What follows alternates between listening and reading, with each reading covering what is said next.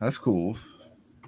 My father invited me and my brother to dinner, but we have to watch the Patriots game first, and it's like I gotta dedicate my entire day to like because he keeps us there until like 8 o'clock because he never shuts the fuck up. So like eight No, nine that's o'clock at that's like night. when I go over my dad's. Yeah, my dad just Yeah. keeps. It used to be worse when my dad would drink. He don't drink anymore, so Yeah, my dad's always got a cocktail in his hand. He's always got like a yeah, vodka and lemonade. So God, yeah, he just gets more and more fucking chatty as the day goes on. yeah. I know. Yep, I know that. I know that that ball game there. Oh God. All right, here we go. Ready? Yep. All right, welcome everybody to the Marvel Minute. This is Brandon. As always, I am joined by Trevitt. We doing Trevitt? Not bad. All right, so we kind of rigged the vote this week. You had three different choices to vote for Marvel Legacy, Marvel Rebirth, or that new event title, #1. And luckily, Marvel Legacy won because the other two were titles that didn't exist. So we're here to talk to you guys about Marvel Legacy 1, let you know what we think about this 60-page extravaganza here, and discuss a little of the developments, and then maybe at the end,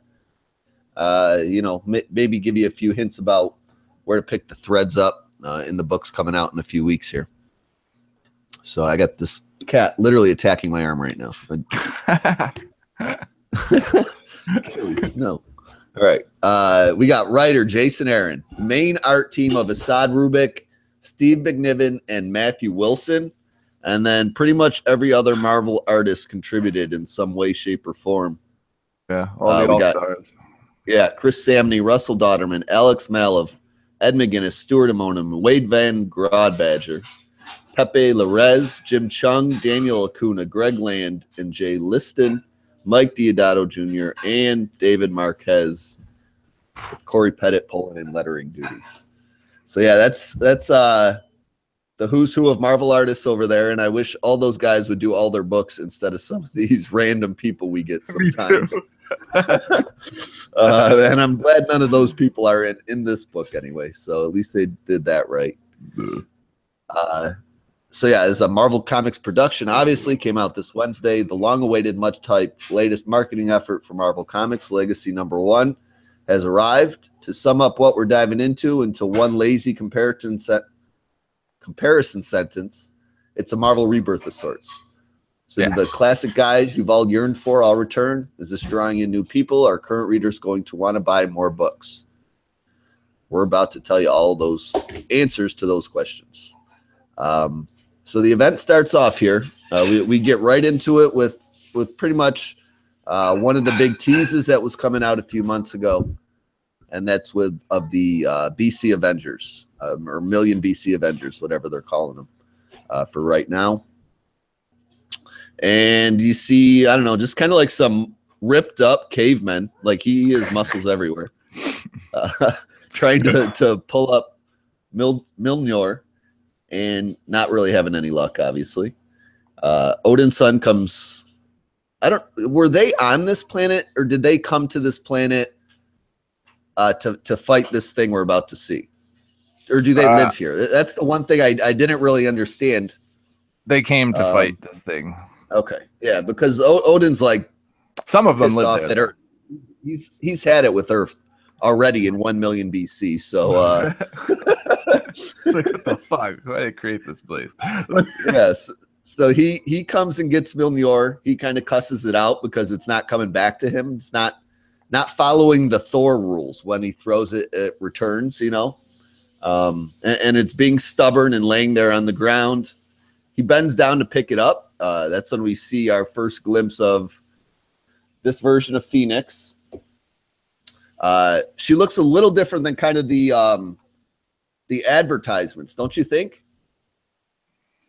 You mean like those one pictures that they've had for each one? The Diodato pictures. Yeah. She does look a little different. So it threw me off a little at first. I'm like, is this a cave woman on fire, or is that Phoenix? Yeah. So, but it's Phoenix. Her and Odin, they have a few words back and forth. kind of like I don't know. It's kind of like a sarcastic conversation, wouldn't you say? Yeah. Like, Oh yeah. He's kind of like, stop with your tongue, wench. He's kind of like saying shit like that, you know, because she's getting on his ass. It's almost like she's his annoying girlfriend.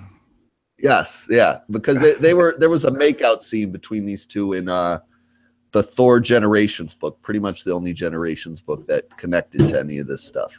So they're fucking, you know that, right? Yeah, yeah. So I don't think the Phoenix would take that talk from anybody else. Still your flaming tongue. Why are the others? Did any survive?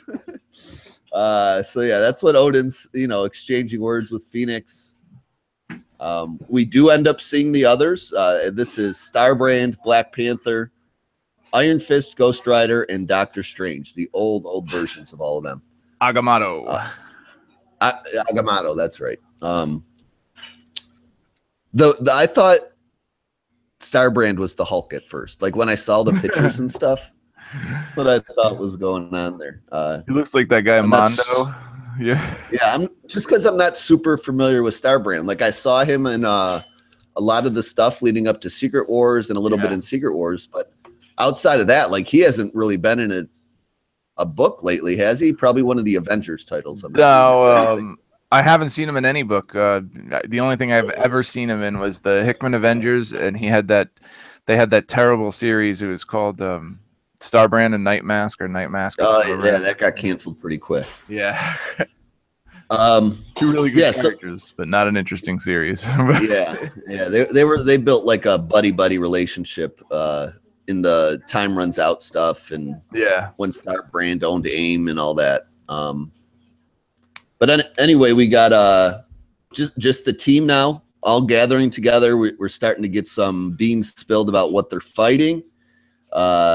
Looks like, unfortunately, Ghost Rider's mammoth is dead. Not been long for this world. Yeah, he's dead. And they basically say they're this. Well, I'll just say it. The Celestial they thought they killed, they didn't. So that's what they're kind of discussing. Everyone's trying to take credit for killing this thing. It's still not really dead. It's an out-of-control Celestial. I think that it's referred to as the Fallen. And they all start charging after it. Odin is like, well, let's kill it and nail it to the moon to warn any other Celestials that Earth is taken care of. We are its protectors. And yeah, they all start running after it, and Phoenix is flying after it, and they're going to fight this Celestial and do something with it. We'll find out later. But we switch scenes here. Just to talk about that again for a few seconds. This was the opening probably 7-8 pages with the BC Avengers. I have to say this was probably my favorite part right here.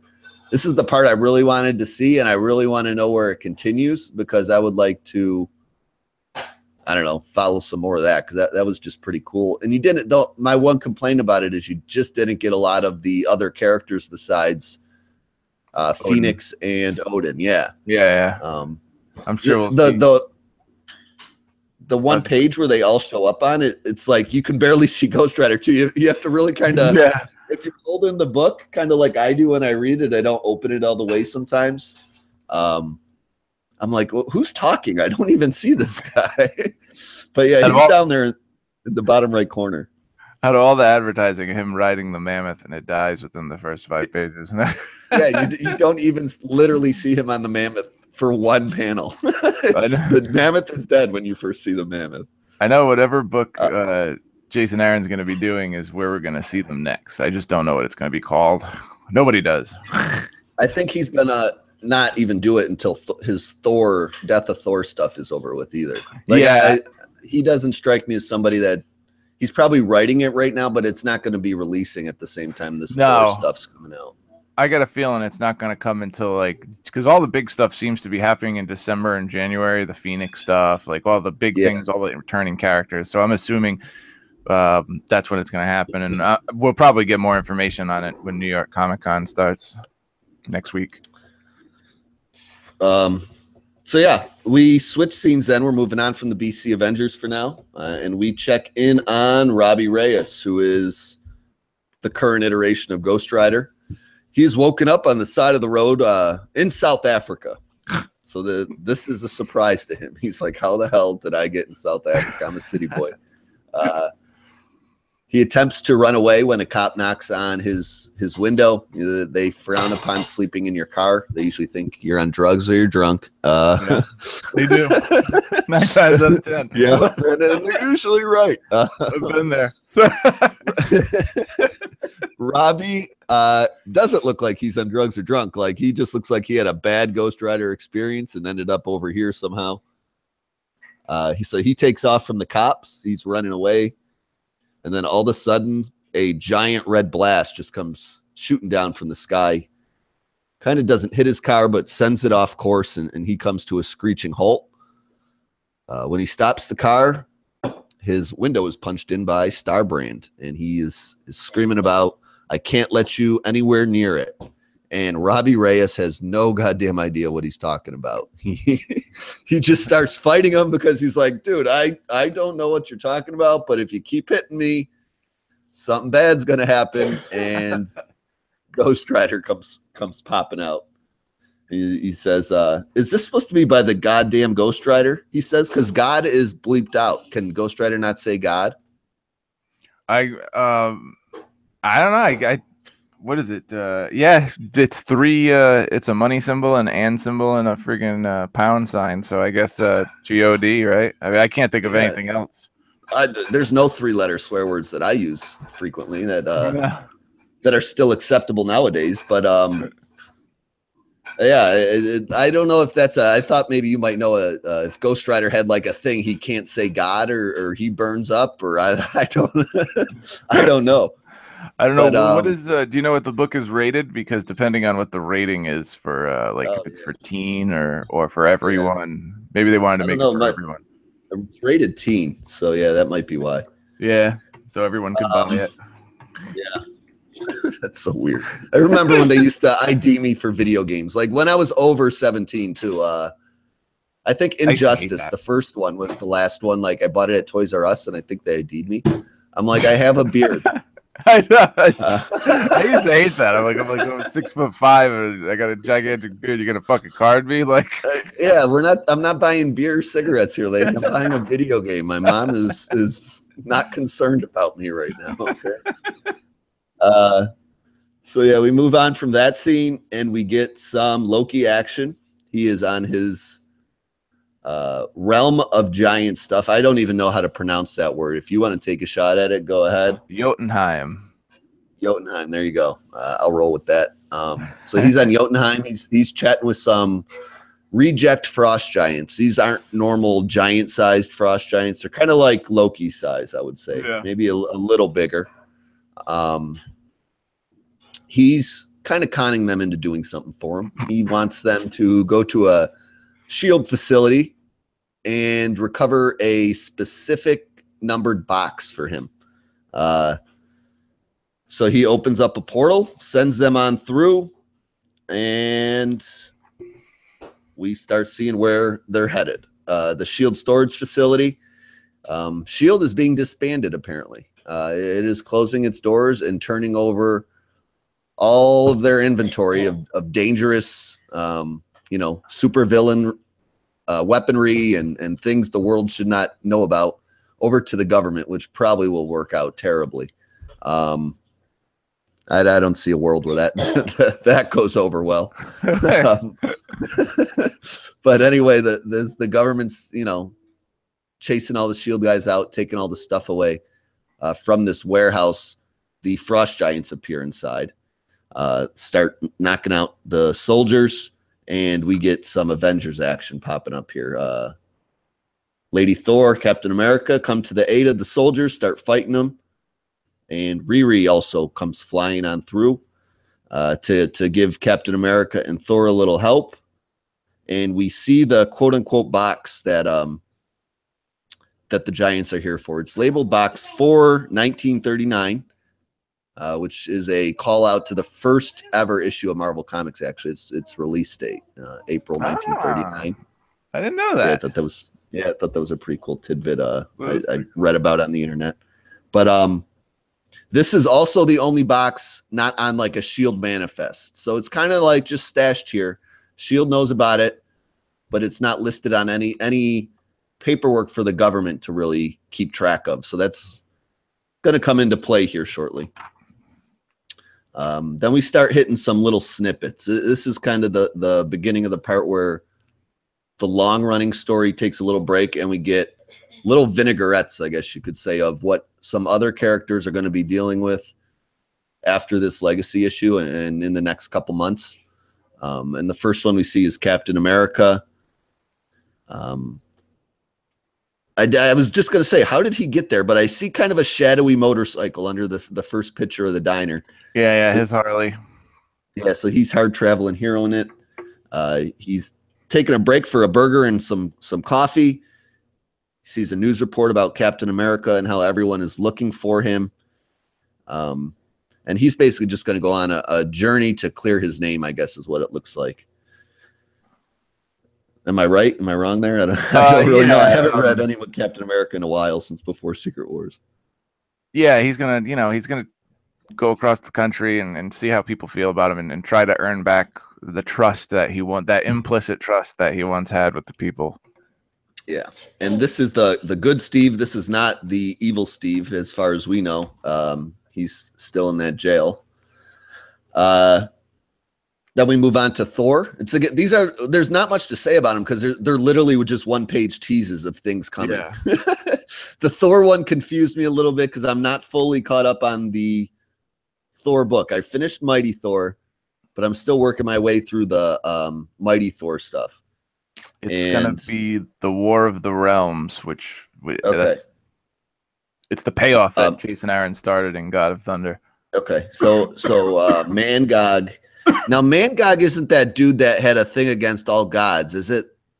You know, I gotta be honest. The only Mangog I know of is the guy from DC. From Kingdom Come. So, all right. Yeah, we might have to do a little research on that one for Marvel Madness. He might be one of our if I can find anything on Mangog for Marvel. He might be one of our character spotlights, but some Asgardian Elder I don't really know what's happening here. The art is hard to understand. He's like on the Rainbow Road and then he just throws himself off because Mangog's coming.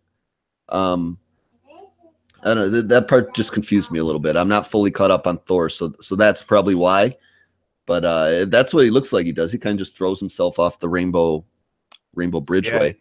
He gets a vision of the end, and he's like, well, I'm just gonna fucking kill myself before this bad shit happens.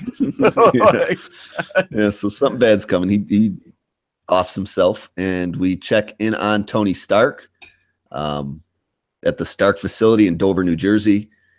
We see Mary Jane being escorted to Tony's room where he's being kept, the real Tony, because something has gone wrong. This is, I like this art, except this is the ugliest Mary Jane I've ever seen. For a former supermodel, she's in baggy jeans and a green t-shirt. I don't think a former supermodel would be caught dead wearing that, but anyway, they take her to Tony's room and they find out he has vanished, straight up vanished because no alarms have been set off. He was here just a few hours ago. There's nothing on cameras. And they're telling Mary Jane this because she runs basically Stark Industries since Tony has been in a coma since Civil War II. This was actually the end of the last issue of Invincible Iron Man, where they realized that Tony was missing. Okay, yeah, and that's continuing in because Invincible Iron Man's still going, and Infamous Iron Man ended, right? Yeah, it just ended this week. Okay, yeah, so it's going to follow in Infamous Iron Man, the quest for Tony Stark. They're looking for him. Then we get back to our connected story here, and it is Starbrand and Ghost Rider. They're just having a slugfest. Starbrand's throwing rocks at Ghost Rider. Ghost Rider is really taking the brunt of the beating here at first until he does the fire breath trick right in Starbrand's face. They kind of start working their way over to a archaeological dig as they're fighting, really kind of unknowingly. And this is where This is really the spot Starbrand is trying to keep Ghost Rider away from. So this is bad news for Starbrand. We get a quick glimpse of these kind of scumbag archaeologists doing the dig. And I don't know. One of them seems kind of on the up and up, and the other one's just like, get this done by any means necessary, because he knows he's about to find something that'll make him, quote unquote, possibly famous, you know. Starbrand takes a big hit from Ghost Rider. He goes flying that we don't really see. And the SHIELD agents that are protecting the dig draw their guns on Starbrand, and he just blows them away in like 2 seconds. If you give it a thought, he's just like, poof, done. Yeah. Vaporized. They're like, don't move or we'll open, and that's all they get to say. Boom. they're gone. This really threw me off here, because I'm like, man, Starbrand's really kind of being a bad guy. I've never even seen him have a bad bone in his body before. So I don't know if he's like possessed, or if he's just on some secret mission from somebody we don't know about. I think it's kind of a little off character for Starbrand. He has like all the memory, like everything that he is, like all the previous Starbrands before him. Like he has all that information, so he knows.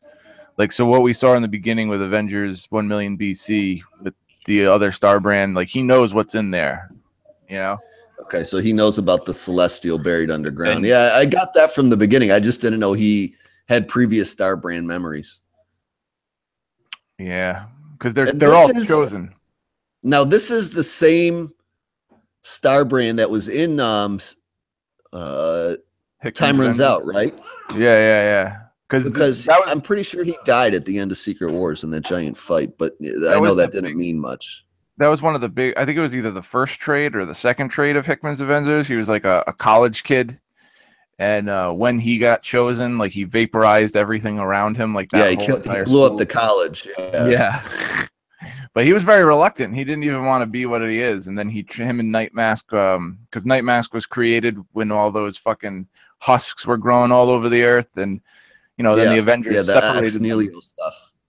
Yeah, and then they got separated and they trained together. And I wonder what happened to Night Mask. Yeah, I don't know. I don't know what he's doing. I think he was in U.S. Avengers. I don't know. I think everyone's in U.S. Avengers that I haven't seen in forever, because I've never picked that book up. But anyway, we go back to the vinaigrette style of storytelling here. We get a Deadpool one. He is sitting on a can in a bathroom, kind of treating it like a confessional. It's pretty funny. I really like this Deadpool art too. I don't know who did it, which one of the 1,000 artists on this book, but it looks great. Ed McGuinness. Is this McGuinness? Yeah, this is classic Ed McGuinness here, not the stuff we were getting in. It makes a lot of sense. He didn't do Secret Empire. No, it makes a lot of sense. He did the last issue of Astonishing X-Men, but he's also the first Deadpool run in 1997 with Joe Kelly. He was the artist for like the first 50 issues, so it is kind of a cool like legacy thing. Yeah, he did the Deadpool Spider-Man stuff with Kelly too. Yeah. That first, well, it ran for like 14 issues, but there were like 2 interlude issues in between 2 different sections of that trade. So if you just buy the Joe Kelly, Ed McGuinness Spider-Man Deadpool trades, and I think it's 2 or 3 books. Avoid the middle one, because the first one is Joe Kelly and McGuinness, and the third one is Joe Kelly and McGuinness, and you'll get their full story in that. And anyway, I've just been updated by my girlfriend. I keep saying vinaigrette, and it's vignette. So Aaron is going to have a field day with me. Anyway, the cops have Deadpool. I swear to God, I went to college. I was in there for 8 years, 2 different degrees, but I can't talk. So anyway, we see Deadpool outside the bathroom, or not Deadpool, the cops outside the bathroom with guns pointed at Deadpool. They know he's in there because he's killed Collison. They're aware of it, and they start just opening fire on Deadpool in the bathroom. His pants are up, which is, I was actually surprised his pants are up. I thought his pants would be down on the toilet. But he's like, "Thank you, Father. May I have another? Thank you, Father. May I have another?" He feels so guilty. Yeah, it's a pretty funny scene for being mildly depressing at the same time. I know. Then we go back. In Secret Warriors number 7, I believe, is when Quake and him are gonna have it out about that. Yeah. The 6th one kind of just set up that whole confrontation between the two of them. We go and check in on Doctor Strange for another vignette. This time it's at the Sanctum Sanctorum, and he's there with Iron Fist. They both kind of mentioned they're having these strange dreams. So the vision of the Avengers BC and everybody that's connected to those original heroes like Agamotto and the Iron Fist back then and all that, these people in the current times are having this dream of that battle with the Celestial. I like the shrubbery joke from Holy Grail. Oh yeah. Because they come outside because somebody was trying to break into the Sanctum Sanctorum. So Doctor Strange is kind of giving it the once over to make sure everything's good and good. He's like, thankfully they did not make it past the shrubbery. And Iron Fist is like, the shrubbery? And he's like, yes, my shrubbery is not to be trifled with. And then you see Norman Osborn walking away from the Sanctum Sanctorum. He's not caught by anybody, but he's like, damn that shrubbery. That's fucking hilarious. Because, like, I love what Iron Fist is like, right, I heard your refrigerator is no piece of cake either. Because if you've ever read Doctor Strange, his refrigerator, like, everything he eats could eat you. So, like, there's always something attacking him when he opens up his fridge. Yeah, that was in the wasn't that in the first Doctor Strange run by Aaron too? He's always freaked out if someone opened that refrigerator when he wasn't around. There's like locks on it and shit. Yeah. So yeah, Norman Osborn is still trying to go after magic. If you read Spider-Man 32, that was basically an entire issue dedicated to Norman Osborn and the beginning of his quest to really get the Goblin back through magic means, because Peter has injected something into him to prevent it from every other way he's ever done it. So that's all we get of that. And then we get a final one here of Wasp and Jarvis at the Avengers Mansion. And we see some history has changed because they're looking out at the Avengers statue, and there is somebody new added to this statue, who through teases they've released is called the Voyager or the Voyeur, and I'm not really sure. I haven't read much about it yet. I think it's Voyager. I think I got the article. I was looking at it the other day, but I didn't read it fully. So it looks like Jean Grey to me, just with like a different skin color and different hair. And I don't know, the costume's kind of lazy looking, but she's got in the full art I saw, I think she has like white hair or something like that. But yeah, and I've read a couple things about it because this is supposed to be something Mark Waid is continuing or whatever, and everyone that's complaining about it is just like, Mark Waid just did a Lost Avenger. yeah. The what's it called? Avenger X. Yeah. That was a good story too. It was a better story in the main book. The old, remember the old 5-issue series, the 1.1, the 2.2, 3.3. Yeah. Barry Kitson. So the vignettes wrap up again, and we check back in on the Avengers, or this team of 2 Avengers and Riri fighting the Frost Giants. They're start turning the tide in their favor, and the Frost Giants start kind of retreating deeper into this shield facility, and 2 of them ironically stumble upon the exact box that they needed to bring back to Loki. So this 1939 box. So one of them decides to take it while the other distracts the remaining good guys and start heading on back to Loki, so they can have a successful mission here. Vignettes pop back up. We get a cool one with Johnny Storm and Ben Grimm, and they fire the Fantastic Four logo gun into the sky. I never knew it was a gun. Usually Johnny does that. I'm trying to think in my mind how this bullet did a perfect circle, but it's going to be a preview of Marvel 2-in-1 because it's 2-in-1. Yeah. Jim Chung, the guy who's going to be doing the art for the series, did this page. It looks good too. Looks good. Yeah, no. The only thing that worries me about that book is it's written by Chip Zdarsky. Chip Zdarsky, me too. I want nothing. I might pick up the first issue, but if I get any hints of Spectacular Spider-Man, I am dropping that quicker than. Me too. Same here. Same thing going on right here. Yeah, I'm really I'm really concerned about that book because that is not a match made in heaven in my world anyway. The Fantastic Four and Chip Zdarsky. I think it should be somebody else who should be handling that. Yeah. Chip Zdarsky doesn't have the chops for a Fantastic Four. Like keep Chip Zdarsky on your comedy books, like Howard the Duck. Like, you know what I'm saying? Like he can be his goddamn use his Jerry Seinfeld dialogue in a book like that. It does not work in real superhero books. You know what I'm saying? It just doesn't. No, I gotta check out that Star-Lord book.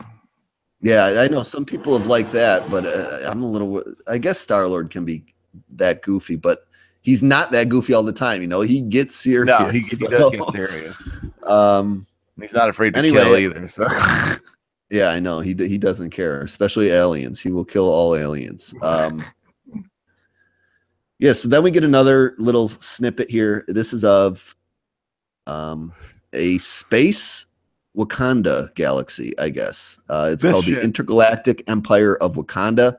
There's some sweet looking spaceships. Looks like literally an entire planet with its own moon that Wakanda has some sort of control over or has some secret empire rolling around on. I don't. That's all you get of it. You just see pictures and narration. Now I read Black Panther, and the last arc is all about Storm and gods and stuff. So I didn't see this coming. I haven't read this week's issue yet, but I did not see this coming. But this looks crazy as fuck. Like, yeah, it does look really cool. The art is awesome. Like anything combining, at least visually, this Black Panther motif and this intergalactic technology looks really cool. I personally haven't been digging to Nishiko's Black Panther. It's just too political for me. But I don't know. If they take it to space, I might have to check it out. Yeah, but this looks great. I don't know. Like I read the first arc, and it just that story felt like it was moving so slow. I was just losing interest. So I liked that book. It's but you know, I don't know. I like all the things he set up, but it's headed in a different direction since. It's a little too political for a comic for me, but like you can. Is it different now? Mystical. Yeah, it's more mystical and has to deal with gods and stuff like that. So yeah. Then we get another little snippet. This one is of, I don't know, it says Alpha Flight Deep Space Monitoring Station in New Mexico. This is just Area 51 to me. I don't know about anyone else. But we see just some general workers, every sci-fi movie ever, sitting in front of all these computer screens waiting for like transmissions from space. And some girl pops in the room. She's like, come on, we're going to watch Wrestle Madness 9. And he's like, I'm on duty here. I can't watch it. She's like, what's ever happened in here? You can come. And as soon as he gets up out of his seat, he's going to get a transmission they're going to miss. And that's exactly what happens. It's coming from Planet Sakaar, which is Sakaar. Sakaar. There we go. They say, we need you, Green Scar, which is Planet Hulk calling for Hulk to come back. So yeah, Amadeus Cho is going to be heading there, I guess. Maybe we'll see Banner there. I don't know. I was a little disappointed there was no Banner in this book at all, or no hints of him. No, after what happened in Secret Empire, I wasn't. They still haven't told you anything about that. I wasn't clear on what even happened to him, because I know, like, they said his resurrection was temporary, but it just didn't feel that way, and they never explained. I never really got a clear idea of what happened to the Hulk / Banner after that fight. So they never tell you. They never told you when he died, where they put him, how Secret Empire Captain America got him, and how they brought him back and then killed him. Yeah. Why was was just it? like, oh, here's Hulk, and he's dying again soon. So Yeah. He's not going to be appreciate alive this. for a long time, but we're not going to Yeah, tell you why. Right? Or Yeah, how we did appreciate the it. 3 pages you get here, guys. We check back in on this fight that has lasted the entire issue between Starbrand and Ghost Rider. It's still kind of like a stalemate. They just keep slugging each other and getting back up.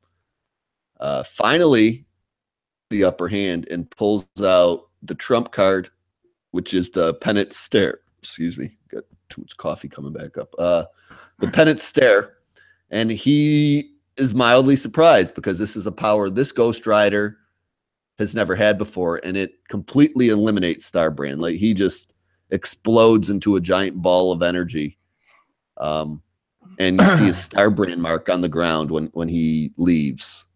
I love when he's like, so many dead. He's like, I did it to save the world, because like, you know, it's all the guilt of all the people he killed, like when he exploded a planet or murdered everybody at that college, you know, and it just kills him. Yeah, so he's done with the Penance Stare, and Ghost Rider gets back in his car, and I think he's driving away from this archaeological dig at this point, right? Yeah. Or it says do not enter. I can't tell if he's driving away from it or driving into it. Oh, yeah, I think he's driving into it. Yeah. I was just a little, I'm like, is he driving into it or leaving? It looks like he's going back in, but that's all we really see of Ghost Rider for the issue. We check back in on these archaeologists, Jim's dream profession, and they're going deep into this cavern. Now they've found something, and it appears to be like these symbols on what looks to be just a giant stone wall, kind of.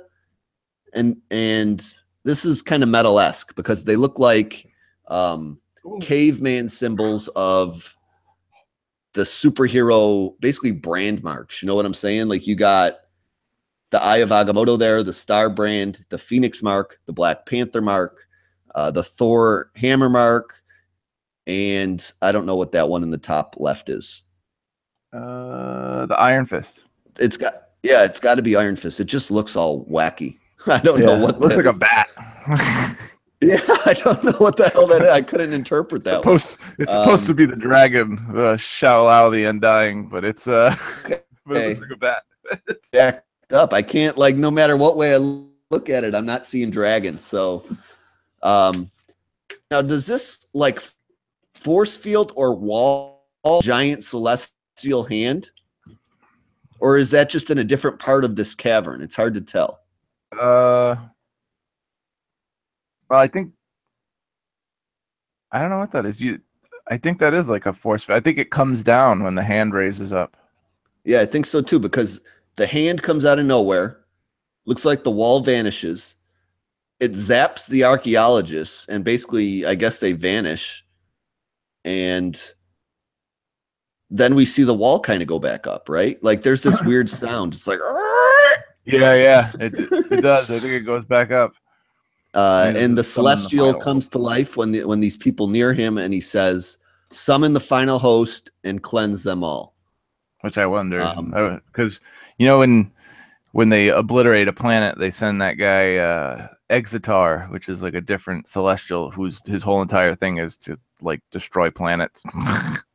Yeah, I wonder how all that Celestial stuff is going down, because there was just a whole bunch of scenes with Celestials and them all being killed and new ones being resurrected in their place with that Ultimates 2. Oh yeah, that's right. Yep. So, but this is a Celestial from the ancient past that had nothing to do with that. So, I mean, that makes sense to me. But yeah, I don't know what all the new guys are up to, or if that's something that's in canon, or something they just let Al Ewing do. We'll have to wait and see. But yeah, we go back to the Shield base, and it is, I don't know, the Avengers just bringing the Frost Giants into custody, kind of in Hulk handcuffs. The government is saying all the boxes are accounted for, because again, that one the Frost Giant made off with was not on the manifest. We go back to check in on this Frost Giant that escaped, and he has the box, and he's running away. he gets pretty far, I guess. And as he starts crossing this road, he freezes like a deer in the headlights at this truck coming at him and gets annihilated by a beer semi truck with a trailer attached to the back of it. So fucking beer can that's just hilarious. It's reinforced beer. Yeah, he gets crushed. Beer is on the ground. He starts just hacking away at this truck that hit him. The driver throws it in park and comes stepping out to confront this frost giant, kind of a ballsy move. This frost giant is screaming in the face of this dude with a cowboy hat. He's like, "You hear me, human? You are dead." And the human says, "Nah, not no more, I ain't." And then claws pop and look like they're coming right for this frost giant's face. So yeah, we got some sort of Wolverine. Did you see in the cab is like all cigarette butts, like Hank Williams CD, and then he's got Galactic Travel Guide. Yeah. It's is he wearing a Fitbit? Hank Williams CD. I heard somebody say that. Yeah, I didn't notice it until right now. It looks like he does have a Fitbit on. So we go from the splash page of this frost giant taking a claw punch, and this is where we get our answer of what Wolverine this is, because the X-Men have brought Wolverine's adamantium covered body to this place in Canada. It's kind of like this little shack as a memorial for him. And Jean Grey is coming to visit it. She looks all jacked up in the face in that one panel. Yeah. But she gets up there to, pay her respects and sees the kneeling Wolverine statue all ripped open. So the adamantium covering encasing Wolverine has been ripped open somehow. And that is the Wolverine that is punching the frost giant. So we have officially the real Logan back after he kills this frost giant, separates his head from his body. Fucking beer. Chug shotguns of beer, and then burps and sticks the beer can into the chest of the frost giant. I was like, "Keep this cold for me, will you?" There's no beer left in there. I don't know what he needs to keep it cold for. He walks over to the box the frost giant was carrying, this 1939 box, and he's like, "Hey there, bub." So he reaches into the box, and aren't we a hell of a pair, he says, as he pulls out an Infinity Stone, the blue one, whatever one that is. I don't know. They seem to keep changing, and they're different in the movies than in the books. So yeah. There were also a bunch of people bent out of shape online that it's not called an Infinity Gem here. It's called an Infinity Stone. Yeah, because in the movies it's stones, and in the books it's supposed to be gems. Well, whatever. Yeah, so gems. I know a bunch of like hardcore Marvel comic fans were all offended about that this week. Let me just tell them that a gem technically is a stone, so it's the same thing. Yeah, like when people buy diamonds and stuff, they can be called gems, stones, whatever. I've heard them referred to as stones. Yeah, me too. I mean, it doesn't, like, literally when I read Infinity Gem or Infinity Stone, there's no trigger warning that goes off in my brain, so it doesn't matter to me. What a little thing to get fucking hung up on. It's not called a gem. I know. But yeah, so old regular, not old man Logan, the old school Logan, the real Logan, is back. It's kind of weird that he has the intergalactic travel guide in his truck. Yeah. And that he just stumbles upon an Infinity Stone, which made me think that he didn't really stumble upon it. He kind of was either headed to the SHIELD facility to get it and knew this guy ended up having. I don't know what Wolverine knows and what he doesn't know. We haven't seen him since 2014. So, we don't know how long he's been out of his adamantium encasing, what he's going after this. Well, not going after, but even stumbling upon this stone for. Wolverine isn't necessarily somebody you think about when you think of Infinity Stones. You know what I'm saying? So this is another one of the if I had to pick two of my favorite things from the book, like getting answers about what the hell Wolverine's going to do with this Infinity Stone are things I want, and a little more of the BC million BC Avengers would be my top two. I don't understand this page at all. Maybe you can help me out. Is it just recapping events? I don't know what's going on in this top panel with the middle one being Riri and the bottom one being Logan's truck. Oh, okay. Which page is that? I thought the next page was it's the page before the Fantastic Four kids pop up. Oh, okay. This is the one after. Is that just Ghost Rider's car jumping? One after Gamora and Loki. Yeah, in the desert. Okay. It looks like I had no idea what that was. But right now, I'm finally. Oh, that's Ghost Rider's car. Yeah, he's in the African desert. And then before that, you had the Guardian story with Gamora searching for the Infinity Stones, because that's what's going on in Guardians right now. Yeah, she's trying to hunt those down, and Loki is coming in contact with the Celestial, since he's not going to get the stone he wanted, and realizes that he's going to summon a different kind of power. I'm curious what's going to happen with Loki, but I know we're going to find out in Doctor Strange, because the first arc is him, this Loki Sorcerer Supreme. So I'm sure we'll find out soon. Yeah. And the Celestial saying summon the final host. Yeah, I skipped ahead of that page. I shouldn't have skipped that one, but I just got distracted. I'm like, I don't know what this panel is as I look ahead. But yeah, then we get that just quick summary page, kind of recapping the 3 stories we've went through. Ghost Rider still in the desert. Riri is pissed off while Captain America and Thor make out, I guess. I don't know. Does she have a crush on Cap? I don't know why she's mad. Oh, yeah, I don't know why she's mad either. I know that. Did she fuck up? I know she fucked up the Avengers saying. Is she mad about that?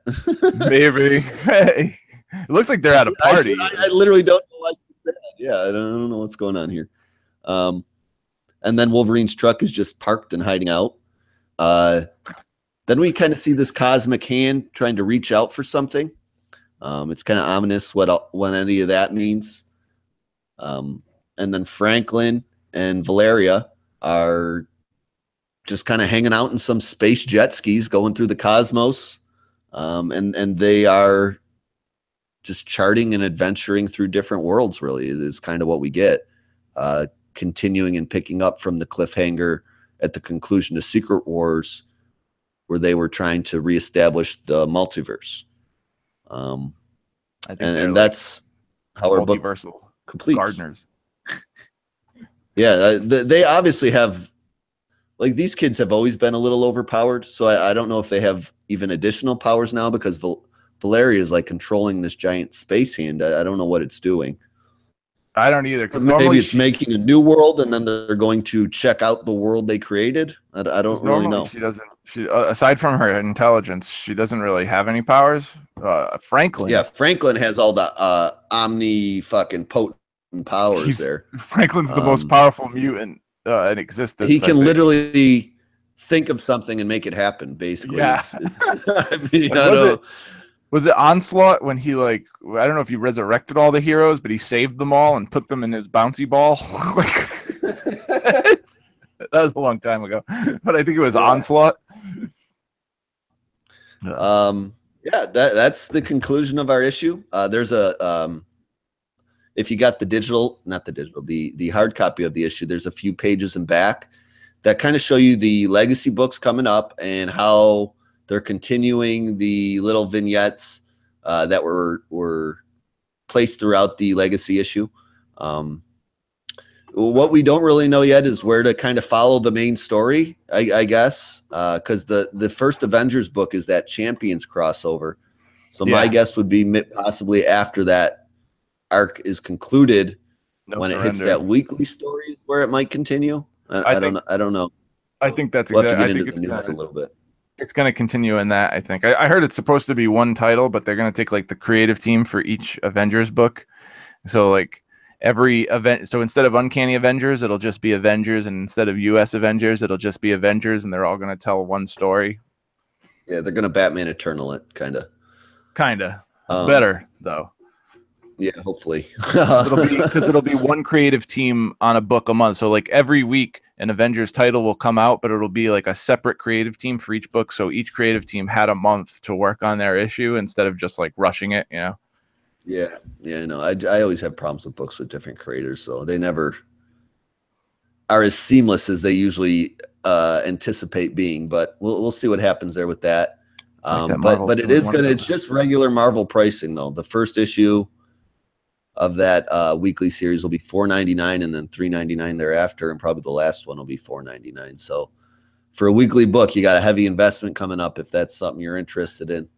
And they scaled back a lot of the like they usually release like 90, 100 and some odd titles, but they scaled it back to 52, and like every week I think there's going to be like 5 to 8 books coming out instead of like 20. So yeah, I think there's actually a few more than, I think it's probably up to like 55 or 56 with some of the there's additional one shots coming out, like wrapping up long lost character storylines like Darkhawk and fucking 2Etch or whatever the fuck that is. I don't know. But anyway, buy, borrow, or forget it altogether here. I don't know. I really liked the book. There were a few things I wasn't a huge fan of. I wish the one-page vignettes were just a little longer, gave you a little more. And there was a little less Ghost Rider Starbrand fighting, because you kept checking back on it, and all they just kept doing is slugging the shit out of each other, and you weren't getting much out of it. But I love the BC Avengers stuff. I love the what was that other part I said I liked? The new Wolverine stuff, although there's entirely too many of the same character running around in one world right now. I like that the original is back. I sense possibly Old Man Logan might be going back home. I don't know. We'll see what happens with that. No, there's no hints of his series ending, and it sells. It's one of the best-selling X-Men books. So I mean, I don't know what they're going to do. They kind of got a dilemma on their hands there with the success Old Man Logan has had, and now bringing this new Wolverine back. But we'll see where all that goes. The art was great. The Assad Rubik stuff was by far my favorite of it. You know, I was unhappy with how Mary Jane looked, but that's just a nitpick, kind of. But yeah, I don't know. If you're been reading Marvel, this kind of gives you a roadmap for where it's going in the future, and kind of a plan in place, which all the other relaunches that they've done over the last few years have not had. It's just kind of been like, here's the individual titles coming out. So that's a very good thing. The only thing I don't know about it, and it might just scare away some new people, is I don't know how, like Jim's example, like he really liked the one shot, but it's very confusing about where you're going to be picking up the threads. Unless you already going forward, and it really feels like here what they're doing is, so they've set the roadmap in place with Marvel Legacy. They're gonna kind of twiddle their thumbs for another 3 or 4 months here until things really kind of kick off. That's what it feels like a little bit. Well, at the end of the issue, all the one-shot stories, they tell you where they are all going to continue in. So I did mention that, and that's cool. So you see the covers. The only thing is that wasn't really in the issue is the X-Men stuff where it says Mojo Worldwide begins. That wasn't referenced at all, but all the other little threads that popped up in a page or two are referenced where you'd pick those up in the back of the hard copy. So check out those covers. You know, I'm definitely getting the Spider-Man one, and then they have an entire checklist in the back of the Legacy titles coming out, all of them. So they help you a little bit. I think that's where Jim was lost. He didn't see this in the digital copy. That's weird, because I emailed him the digital copy, and I have it on mine. Okay, well, maybe I don't know. I don't know. Maybe he just didn't. He finished the title, saw the end, and stopped reading. Maybe. But yeah, your roadmap is in the back, so where you'd continue things from. But like I said, I don't know how the disenchanted Marvel fans, if this is something that would drag them back in. You know, there's not your new characters coming back just yet. That's seems to be coming further down the line. But overall, the book was good. You can't really say it was put together poorly. I had to, after I got my book home, I hate the trifold covers. It doesn't cover the full book. Like, you got pages exposed on the inside. You know what I'm saying there? How it folds out and it's like a little short. The cover doesn't go all the way to the edge. Yeah. I hate that. So a little bit of the first page is exposed. Yes, it drives me up a wall. I cannot stand that. And then I probably just got a bad copy, but my like staples are really loose. Like the cover can almost just be pulled right from it, like so it can just be a poster. So I ordered the lenticular one online. I got it for like $2 on eBay. So if you're interested in checking it out and you don't want to pay the full price at the comic shop, there are thousands of copies on eBay for cheaper than cover price. Like go there, snag one up, check it out. Let us know what you guys think. But I suggest it to buy. I think if you go in with an open mind, even if you hate some of the characters that are featured in it, you can see the roadmap underneath it all for how some of the guys will return. But I won't hold it against you if you want to actually wait for those characters to come back, because the book lineup isn't changing much from what it currently is. And I think it's going to take a little more time for all that to happen. But I rate this a buy. Yeah, I mean, I think if you like Marvel, you'll like what's in this book. If you're disenchanted right now, it's not going to draw you right back in, but you'll see some things you like, and you to keep your eye on for the future. What about you? What do you think overall? I just rambled there for a while. I really liked it. I love Esad Ribic. He's one of my favorite artists. The Avengers 1 million BC stuff was exciting because it was new. You know, it's not something you see all the time. I liked it. Yeah, it was the new stuff. And I got like real bad gas for some reason. It's killing me. Yeah. But I'm sure we'll hear more about that when Comic-Con comes, because I guess they were saving a bunch of books or information about what's coming in the future for New York Comic-Con, because supposedly that's where Marvel releases all their comic book news, and the San Diego one, that's where they do all their movie shit. So, but I like the Star Brand stuff. I haven't seen Star Brand for a while. I think it did go on for a little too long, just the fighting. You know what I mean? It could have been wrapped up a little quicker. But it's a shame that he died, but I guess it doesn't matter because it's something that's it's something that's passed down. Passed on to somebody new, I liked the Loki stuff because it's gonna, I'm a big Doctor Strange fan, and we're gonna see that continue in his book. So it's going to be interesting to see how he becomes the Sorcerer Supreme and what goes on with that Celestial that maybe makes it happen. Or maybe that story will be continued in Jason Aaron's next book. I'm not sure. The Avengers stuff, fighting the Frost Giants, was cool. You know, it's just an Avengers fight. But I like the vignettes. I like the one pages. I like the Captain America one. I really like the Thor one. Russell Dortmund's art was just insane. All the art in this book was really, really good. I like the Alex Maleev stuff. You're right though. Mary Jane she kind of looks like Pippi Longstocking. Yeah, got the she freckles. Like she does not look like an attractive female in that page. She looks like she's ready to go on an archaeological dig. You know? Yes. She really does. I don't. Mary Jane is supposed to be like one of the sexiest women in the Marvel universe. Like, sex her up a little bit there.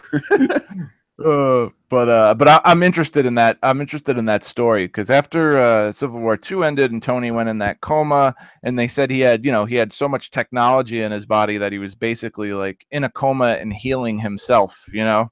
Yeah. And they put him in that crazy fucking suit, that weird suit that looks like an Iron Man suit, but it's not when they bury him. It's like the Iron Man Under Armour suit. Yeah. Like what he wears underneath the metal because you don't want metal on skin. Yeah. Like his old Extremis armor that used to come out of his bones and spread all over his body.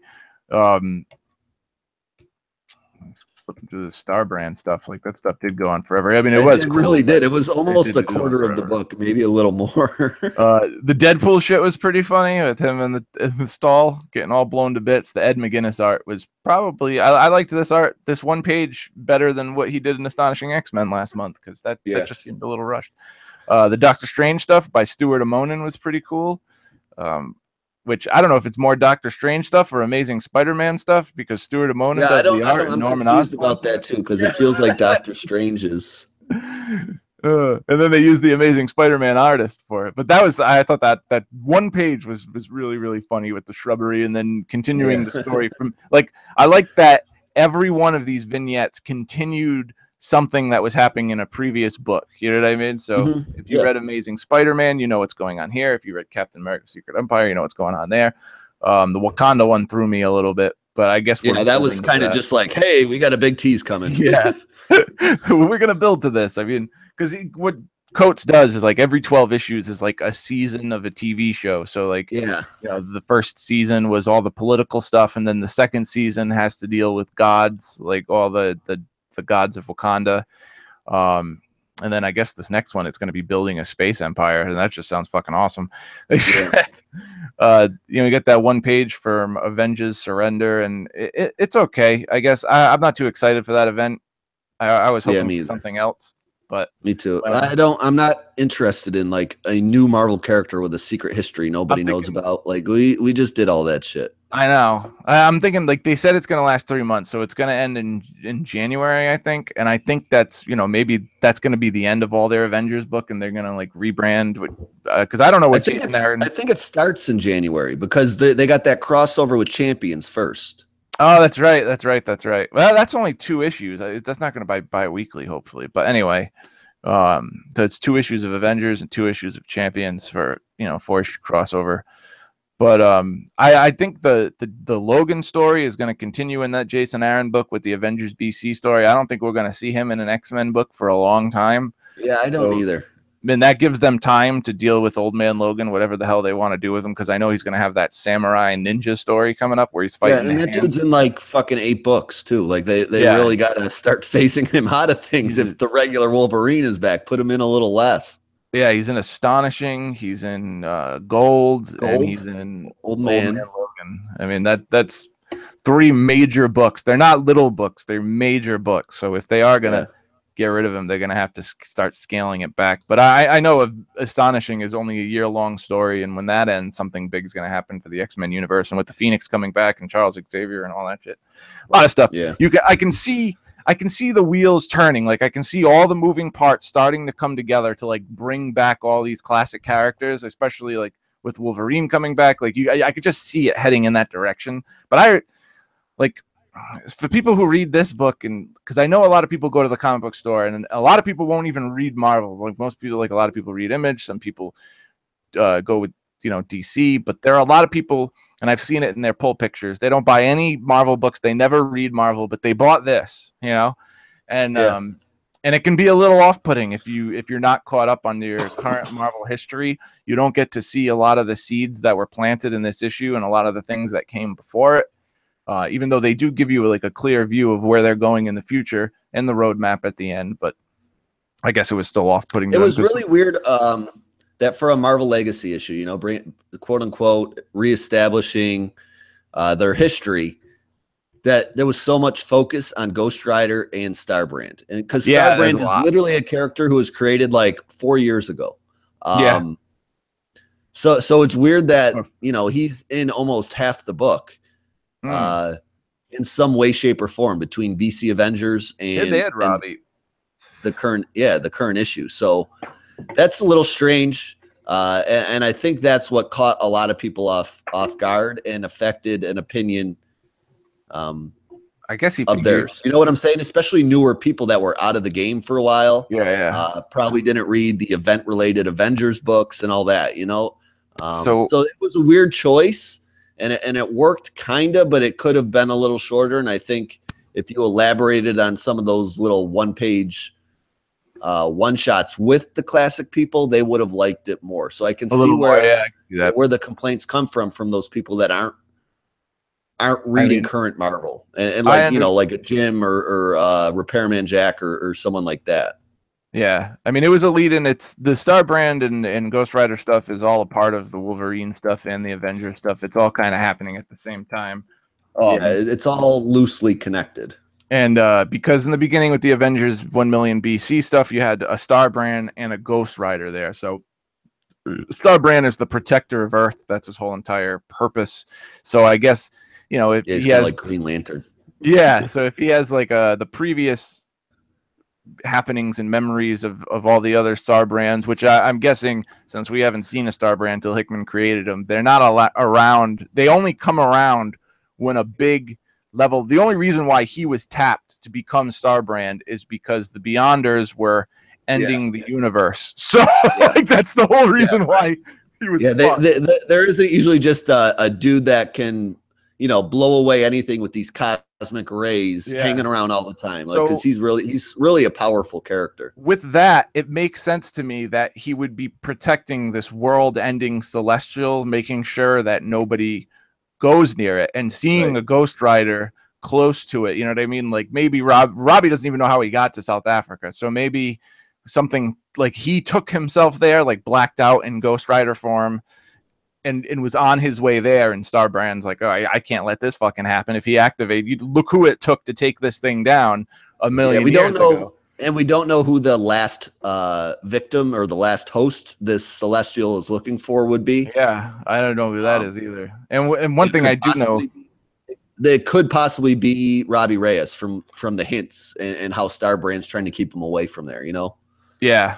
It's interesting because Thor can kill Celestials because Yarbjorn, the axe, the enchanted axe he carries around, like thousands of years ago, he enchanted it so he could kill Apocalypse, because Apocalypse beat him up like a bitch and he went home all pissed, and he's like, I'm going to enchant this axe.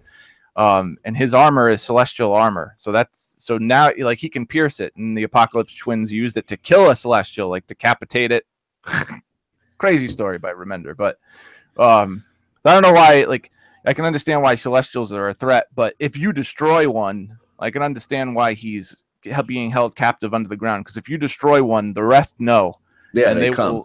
They come and they will punish, like they will just destroy the planet. So I can see why he's fucking locked away under there, and why Starbrand wants to stop anybody from trying to get to him. So in a way, Robbie Reyes fucked us by fucked the Marvel universe by killing Starbrand, because now Loki gets in there, the archaeologists get in there. So whatever's going to happen, whatever this thing is summoning, like that's the big story that Jason Aaron's going to tell. And I don't know what it is, but I'm sure we'll find out within the next 3 to 4 months. It really made me really interested. Like, it did its job, you know. It made me super interested to see what is going to come in the future. I like the story he set up here. I just hope that like Marvel can hold themselves to it. You know what I mean? They what they really need to do is put good writers on the important books and let them tell a story without interrupting them with bullshit. That's what they need to do. I don't want to wait. Like, I know they said like no events for 18 months, but I don't want to wait like 2 years. Like DC. Like I really like DC Universe Rebirth #1. That was a great book. This is very similar to it. Very similar. It's almost, this is a copied idea. Like they're just trying to do what they did. It's blatant. Like if anybody who denies that's just lying to themselves. But the thing about it is when DC did that, you know, they did have a clear vision of where they wanted to go, just not how to get there. And all the books kind of dragged ass for like the past 2 years. Like half of the issues are fillers. Sometimes the stories don't go anywhere. Yeah, well, the one thing they did say in their press conferences, they had a 2-year plan. So the 2-year plan is starting to wrap up with Doomsday Clock. So we'll see. They didn't flesh out that 2-year plan well at all. And Doomsday Clock is the end line. You know what I mean? And it's okay. It's just, you know, they had all these crossovers and miniseries that are supposed to give you information that gave you no information. It was just a dick tease flavor. It's almost like they didn't. And when I heard Jeff Johns talk about when he wrote that story, they didn't have a clear vision of where they were going until he wrote that story. And he wrote that story after he wrote DC Universe Rebirth #1. So he didn't really know where he wanted to go when he wrote that book. So I think they write an outline, and they have like the end in place for the outline, but then the middle is kind of all empty. And then when you hand it off to other people, it tends to, I don't know, it can meander, or like other people aren't I don't know, other people aren't Jeff Johns, you know what I'm saying? No. So as much as I enjoyed a lot of the Rebirth books, I hope Marvel doesn't copy them to that effect. I mean, I know the weeks aren't going to go bi-weekly, so maybe the stories will be more solid, because bi-weekly schedules more than anything hurt books, and they don't, like, maybe they help sales. I don't see it, but I mean, I know one copy of, like, say, I don't know, Nightwing, maybe it sells like 40,000 copies a month, and then the second copy sells 30,000 copies. So you're selling 75,000 copies of Nightwing instead of 40 a month. So I guess you are making more money. But, they can manipulate the numbers in a different way. But yeah. the only thing is they don't, like, those two titles don't get lumped together on the diamond chart, you know, so it doesn't fill up the whole top top 10 of DC books. But yeah, if I had to compare the two, yeah, I know, I'm with you. I want some good stories coming out of this, which we hope happens. And much like DC, it'll probably, you know, you're going to have to wait and see which books are the good ones, which ones are the bad ones, or you just buy it all and start weeding them out that way. So that's what I did. That's what I did with DC. That's what I did too. I don't know. Here's the thing, though. I'll say, though, because they're not all number ones and they're not fresh jumping on points. Like, I'm not going to be trying them all. I'll try the ones that I currently get, and then a few that I'm interested in, like the I forgot which one it was. I was just looking at all those pictures. Like the Guardians, I'll probably start buying that. It's like a Valiant that'll be pretty big. Yeah, and I might check out one issue of 2-in-1. I don't have much faith in Chip Zdarsky, but yeah, like it does got me interested in a few new books coming out. All the ones except for Hulk and Deadpool, all the ones that they show in the roadmap at the end, I'm interested in. Except for Hulk and Deadpool, I'm not really interested in those. And I'm kind of I think I'm going to skip Mojo. I'm going to skip Mojoverse because it just feels like a quick crossover that's going to happen and doesn't have much implication, really. Yeah, I'm not paying for it, but I'll check it out. But and the Avengers one doesn't really interest me that much because Mark Waid's Avengers has been like mediocre. I'm not interested in the Champions. Like Champions is hit or miss. Like I've read all 11 issues and I've swore it off more than one time. Like, I'm not gonna fucking read this book ever again, and then I end up picking it out. Let me check it out. I didn't pay for it. Let me check it out. You know what's bugging me at the bottom here with this X-Men stuff? They got the covers flip-flopped because they're connecting covers, but they got them on the wrong sides. They got them on the wrong sides. That's fucking retarded. But all in all, this was a buy. This was a definite buy. I'm totally excited. I liked it too. And like everything that's going on with Uncanny Avengers and then Marvel 2-in-1, so you know, like eventually the Fantastic Four are gonna come back. Like there's no way they're not. Everything that's going to be a dragged out thing like Rebirth, though, I think. You're just talking about the dragged out aspect. That is going to be a dragged out aspect. So they're going to at least get 12 issues of 2-in-1 out there. I hope it's the 18 months. Like when they said, "Oh, we don't have any events planned for 18 months." Okay, well then just do 18 months of your story and give us what's going to happen. Not an event, but like after the 18 months. Like we get the Fantastic Four back maybe, and like, you know, big cool shit happens, you know what I mean? That leads to other stories. And I like that it's like a Valiant relaunch. Like there are not all brand new number ones, and they are all brand new stories. Like you could read Mighty Thor and you could read that little paragraph in the beginning and you're set. Captain America, same thing. Iron Man, same thing. Like you'll pick up that issue and you'll know exactly where you're supposed to be because of those paragraphs that Marvel gives you.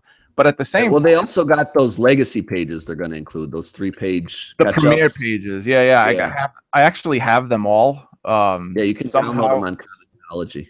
They all got put on the internet, and there's like a ton of them, and I got them all. They're pretty cool. Like some of them are done, but most of them are done by Bagley, and some of them are done by the books artists that, you know, normally work on those books. But I'm excited for it, and I like the way they're doing it. This Spider-Gwen, I was looking at the Spider-Gwen premiere pages by Mark Bagley, and I'm like, man, I wish Mark Bagley could draw all the Spider books. Like, I like him doing the Spider books too. But we're gonna wrap this up. We're gonna talk a little more about Legacy, kind of throw some questions out there on Marvel Madness podcast that we didn't answer here, and just cover it a little more in depth, even though this was a little longer than I thought it'd be. But if you guys trust our opinions, I would say go pick it up. Let us know what you think, what you liked, what you didn't like, and we'll share some thoughts next week, or email them to Jim and Eric, and they can read them, whatever you prefer. But we're going to end the Marvel Minute, which is a little longer than a minute this week, and we'll holler at you guys next week. You can find us on Twitter. I'm at Beamer3660. Trevitt, where are you at, man? I am at Afrin Addict. And we'll be there all week, share polls, do all that stuff, digital codes, whatever. But also at Madness Marvel 1 is our Marvel podcast, and we drop every Monday, so check that out as well. But we're ending the party here, guys. I got the Bills to watch, so wish me luck, because my brain is going to be angry in probably a few hours here. But yeah, we'll talk to you next week. Peace out. Peace.